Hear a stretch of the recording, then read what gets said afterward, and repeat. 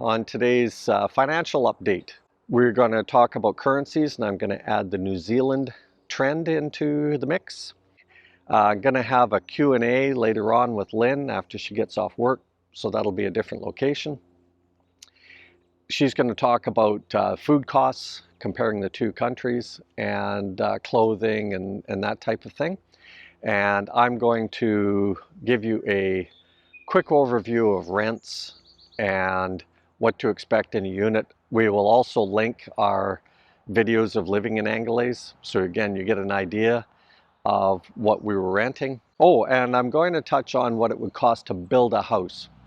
I'm not going to touch on what it costs to buy property because it's all over the map, and I'll give you a comparison to another vlogger who's built a place as well, one on Bohol and one on Negros. Now that I think about it, I'll add in the Bohol one as well.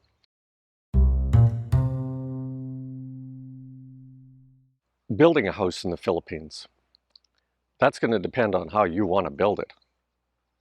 But I'm going to touch on minimalist house.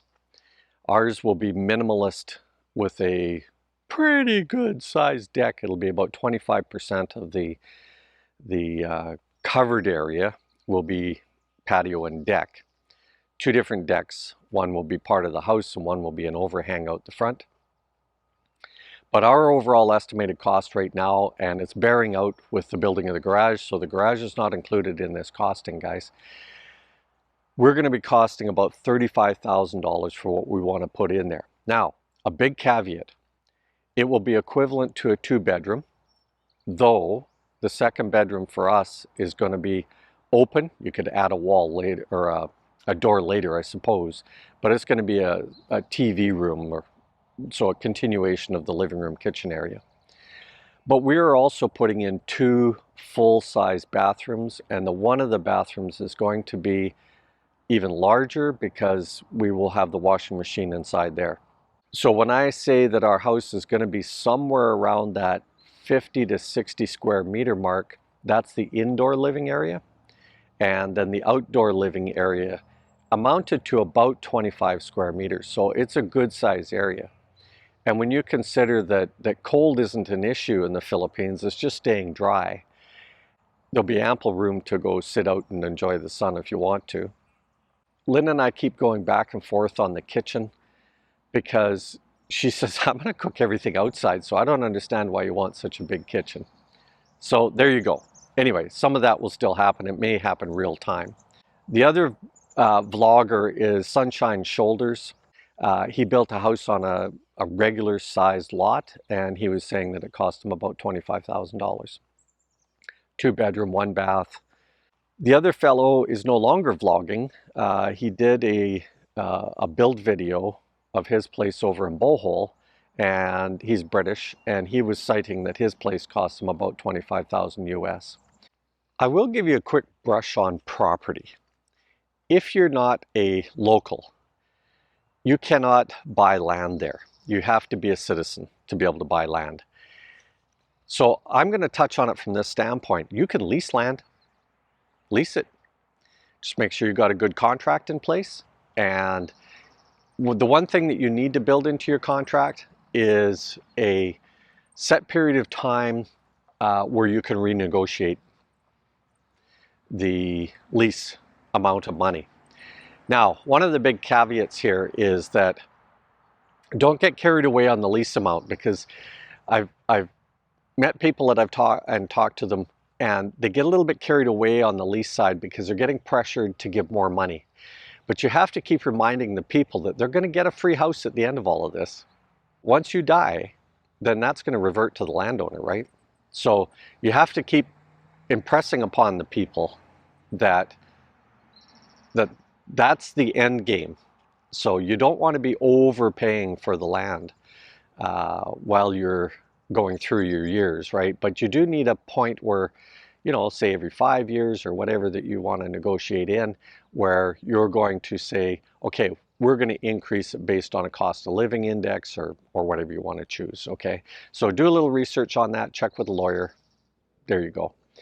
Now, I'm going to go through the rents.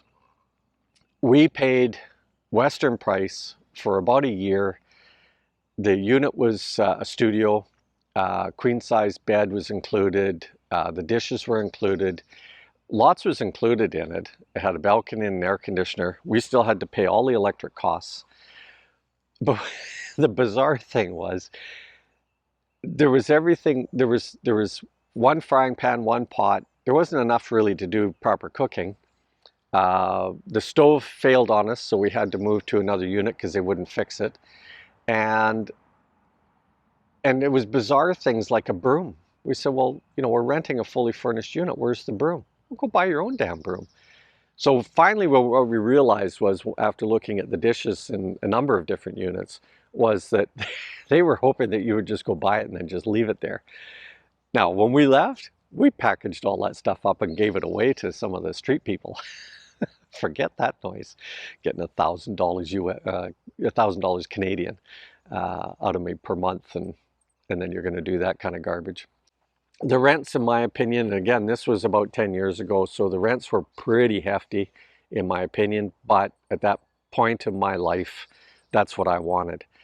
Since then, we have lived a tiny home life in Canada, and so moving into an equivalent size place, but unfurnished in a denser area. It's not a high rise. It's an open courtyard, center courtyard style, so that's kind of nice. And we got into a building with other friends, and we've basically taken over the hall top floor with foreigners, which is kind of nice. So if you can work something like that out, that's kind of nice. But our rent went from $1,000 Canadian down to $125 Canadian, and we're paying $125 Canadian today. So for us, we're living 6 months in each country, and it was cheaper for us just to rent that place for the whole year, leave our stuff intact. There you go. Now, of course, we're building, and we rent the unit out, and we make revenue off of it. So we're going to dive right into this, guys. Yeah. I do have a little bit of housekeeping first. Earlier on, I was talking about the rents. Now, to give you another idea here, our friends John and Flor, they are renting in Anglaise. They are near SM Mall, so it's, again, fairly high density, but they're renting a 2-bedroom, 2-story townhouse for 11,000 pesos. You compare that to the studio, and if you look at the end of the video, we'll put our unit in there. The studio video was 5,500 now because the rates have moved up a little bit. Unfurnished.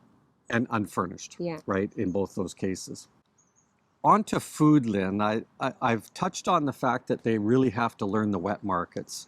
Yeah. So what can you, maybe what I'll do, I'll touch quickly first on Western food. So let's say you're going to go and look and you want some Hormel's chili or some Stag chili or Kellogg's Corn Flakes or Cheerios, those types of things. You want some Western food.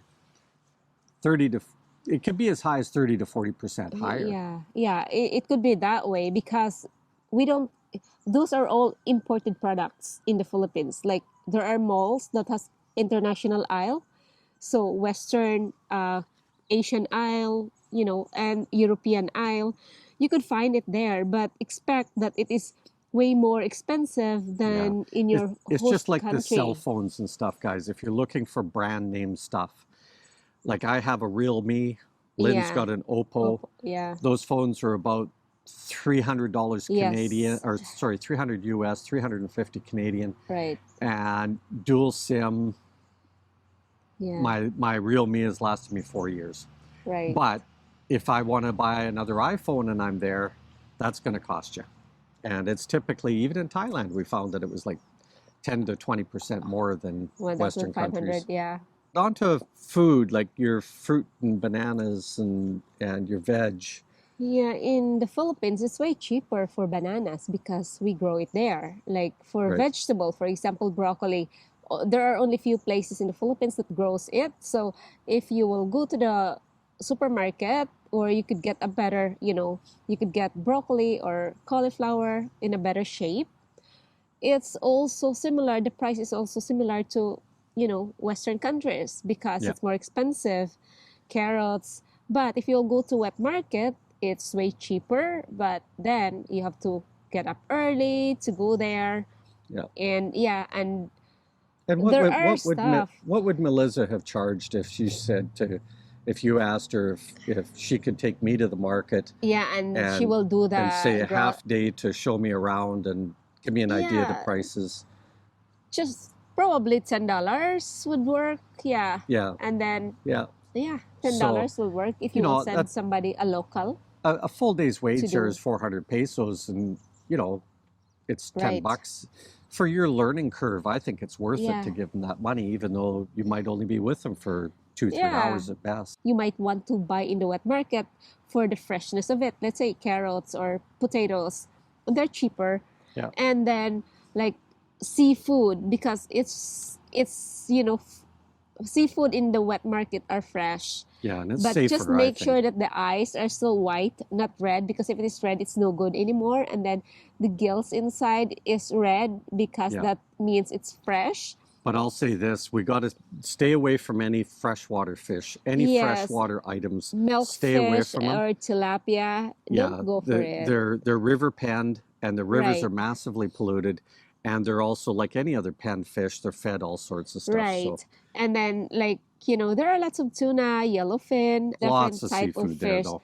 Yeah. that you could buy and they are fresh and it ranges from $5 to $10 per kilo. Yeah. So And if you buy a tuna there that's say about, I don't know, like it's a big yeah, about that like long, 2 they'll kilos. partition it up for You you. could ask them to Make sure cut. you take the head because you can make fish head soup and Yeah. all of that sort of They thing. could cut it for Or you. toss it. Yeah. He'll happily take it home. Yes. And then also for the meat, it's better for safety. It's better if you will buy it at the supermarket because they're frozen or chilled at least. For the meat that you might Yeah. want to grind. So Right. if you like ground meat to make say a meatloaf or hamburgers, that type of thing. Yeah, go to the supermarket. Supermarket is the best You got to place. remember that they have HACCP programs there. They will freeze Right. the meat, that type of thing. Yeah. And the problem with meat is that if air gets in contact with it, it can be an issue, right? That's right. So what you want to do is you want to buy, if you're going to buy pork in the market, you want to have a whole slab, bring it home, deal with it immediately, freeze the rest of it, and then cook the other Right. part. So with clothing, I think, for some people, you better bring your clothes with you. Nah. Lynn and I are not of the same mind here. Yeah. But Lynn has more clothes than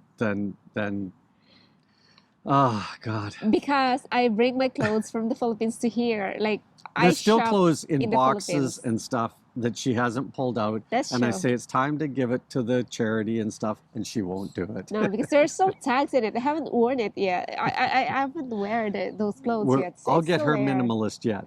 Underwear, socks, Right. that kind of thing, especially if you're a larger person, just bring those with you. You already own them.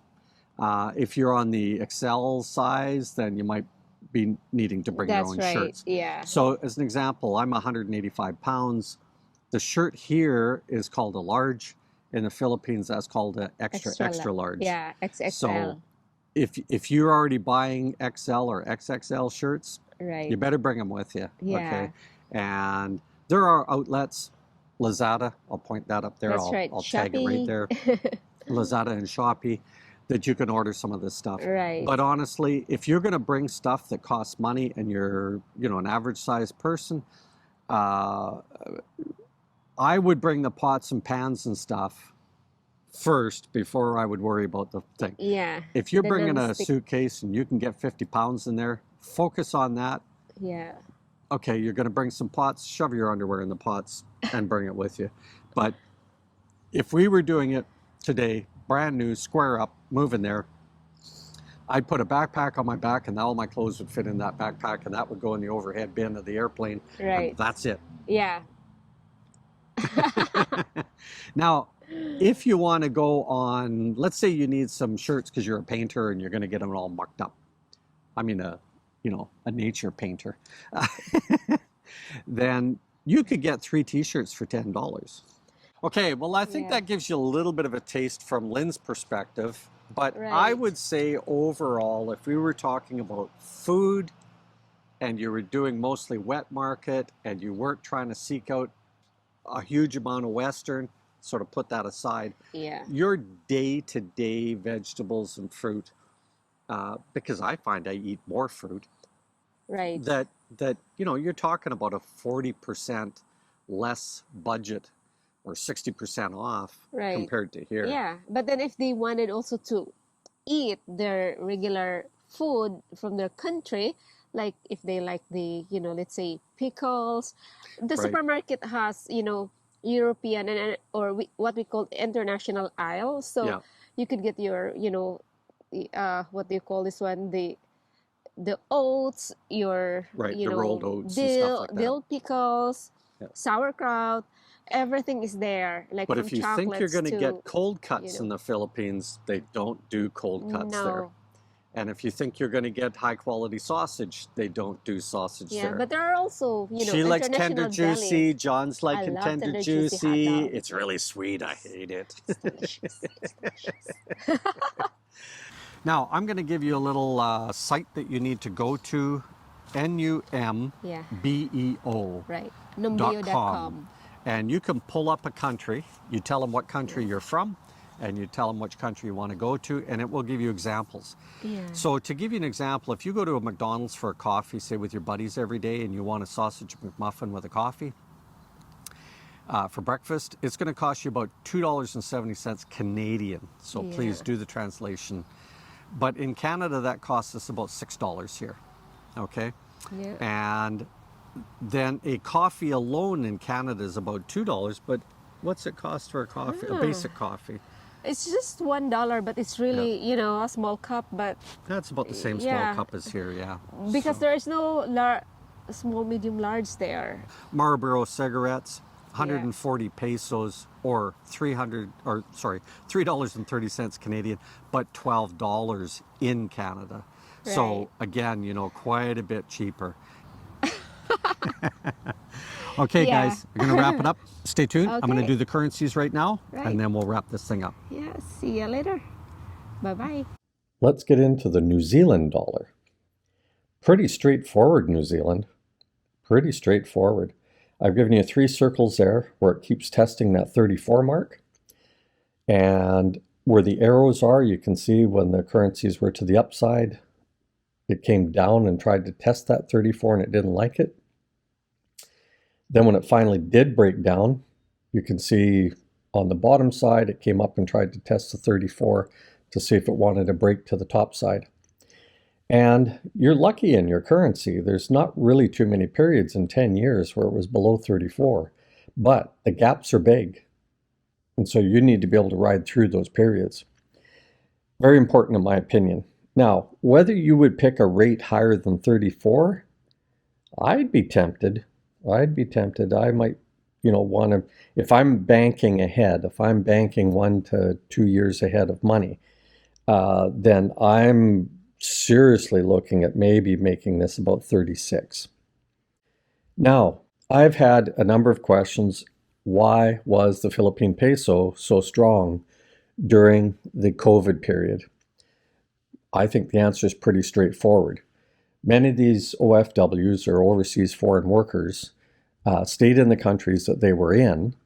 Many of them have permanent residency cards and stuff like that, but they're not citizens of those countries. They're still citizens of the Philippines, and they are sending a lot of money home. What's the number 1 export? People. What's the number 1 import? Money. That's my opinion on this one. I think it's pretty straightforward. If you've got a thought on that one, let me know. Most notables this week: Canadian dollar, US dollar. You guys are hitting highs upon highs that you haven't seen in 10 years. Well, I hope you enjoyed today's video. Pretty broad-based. It was nice having Lynn join us. Later, Gators.